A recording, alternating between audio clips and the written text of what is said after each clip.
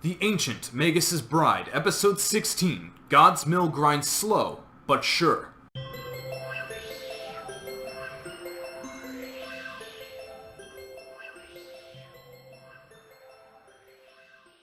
So Christmas is a season that I very much cherish, especially as a child. It just means so much to me, and I'm glad to see that it means a lot to the Ancient Magus Bride as well. And that is a sentence that I really didn't see myself saying when first getting into this series. This was an excellent episode. I really liked just the atmosphere of it all. Again, just the whole Christmassy theme that's at play. It is a very slice of life, slow burn type of episode, but it works quite well. That's something that I've been worried about going throughout the series is like, can this work?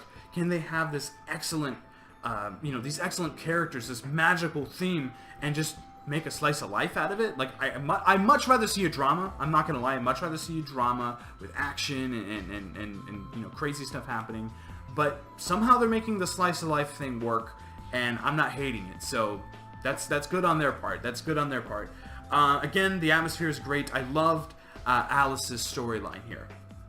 I loved just the fact that she was, like, the drug thing. I'm just going to go and get this out of the way now. That was unbelievable. I've never... See, drugs in anime, that's something that's not really talked about in this medium. It's not something that's dwelled upon. And the fact that they mention it here, that, she had a drug problem, Renfred helped her, you could see that she was going through this withdrawal. I've seen Trainspotting before. I know what withdrawal looks like. That was intense. Like, I like that. And that's, again, something that's just not explored, and something I would like to see explored in anime in the future, like drug addiction. Like, that is something really interesting that I'm sure there are series that tackle it that are much more violent and much more visceral, but it's nice to see that done in a slice of life series that's about mages and sorcerers and magic. Like, I really didn't expect the series to go in that direction, and it was well done, and that's impressive. That was impressive, in my opinion. Renfred as a character is great in this episode. I love the back and forth between them. When she opens the... Okay, so why does Renfred just have this deadly, horrid book just laying on the floor in a library? Like, shouldn't that be locked away or something? And then having a child dealing with it, like picking it up and stuff? Like, whatever. I don't know. He blames himself from that.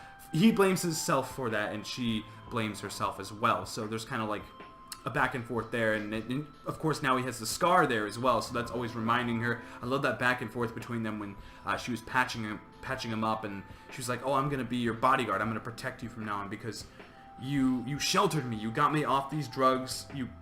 You've helped me recover, and I want to repay you for that." And that was well done. And again, Alice as a character is really cool as well. I like how she kind of has this attitude. Again, her upbringing is very different from Chisei, and those two characters are very different from each other as well. Chisei is more mild-mannered and calm and quiet, and she's very abrasive and short-tempered and loud, and I like that. Her bad language, she has a foul mouth. Like, it works. I like them when they're talking together, when they were sitting at the bench, when they were eating hamburgers. My God, those hamburgers look good. That was cool. That was cool. Something that kind of weirded me out in this episode was before the whole Alice and, in London talking around, was when they were, like, gathering things for the Yule or whatever. They were, like, getting mistletoe and a Christmas tree, I guess, or whatever. It was a really well animated, cool little montage, but what was that weird creature with the mask and the lady? Like, right? I thought at first it was the Fairy Queen, but, obviously it's not. And they were hiding from her. They were scared of whatever that was. I don't know if that's just whatever, like it's just a monster that exists in this world, and, it's just a common thing you have to watch out for when wandering through this magical forest. Or if that... I don't think it's of importance. I really don't. I think it is just a random monster that just happens to be in this world. The Christmas aspect of this episode is, to me, the standout. Actually, no, again, I love Christmas. I think it is the standout. I was going to say the Atlas backstory, but I just really love Christmas. And it's done quite well. This is a straight-up Christmas episode. Just seeing the gift exchange. That was such a cute moment. And the mistletoe, too. Such an awkward moment, but a really well-done moment. Somehow they make this thing not really creepy. They approach it in a nice way, to be honest, with just, like, the subtleness of the relationship there is well done. And I like...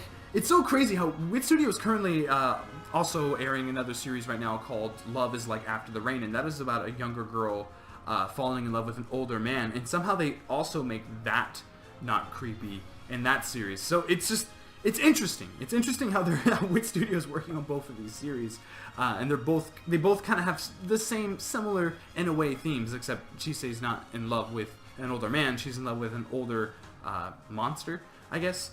But again, the gift exchange was really cute. I really like that. I like how he got her this bear, and I'm curious if, because we all know that Elias was watching her as she was going through town with Alice with the little ghost thing. Did he see what she got him? Did she see that she got him that thing, or did he just kind of hide away, or just like, you know what, she walked into the store, I'm not gonna look. You know what, I'm just gonna look away.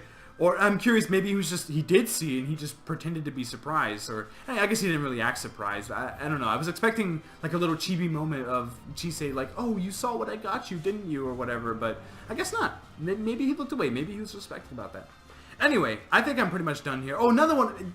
My goodness. So the preview for next week's episode looks like it has Ethan, the little kid. Looks like he's looking for his sister in this forest, and we see this quick scene like Ethan, this little boy with glasses just running through Paddington Station or whatever. Shoutouts to Paddington the bear.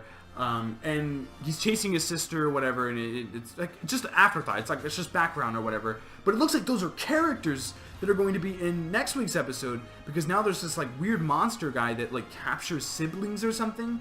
It looks like he has the Renegon from Naruto. He straight up looks like Pain. That is cool. That is really well done. That is a good setup for next week's episode, which is something I've had a problem with in previous episodes, is just not very well done setups. It's always just like cliffhanger out of nowhere. But this works. This is cool. I like that. And also the scene of her laying in bed when she was like, so this is what Christmas feels like? Like, I actually feel excited to be waking up in the morning. Like, that's what got me. That got a little twinkle in my eye. I'm not gonna lie. That was good. Anyway, again, very much enjoyed this episode. What did you think of this episode? Make sure to comment down below and give me your thoughts. What did you think of Alice's backstory there? I just hope that's built more. I hope Renfred and Alice are built more as characters throughout the series.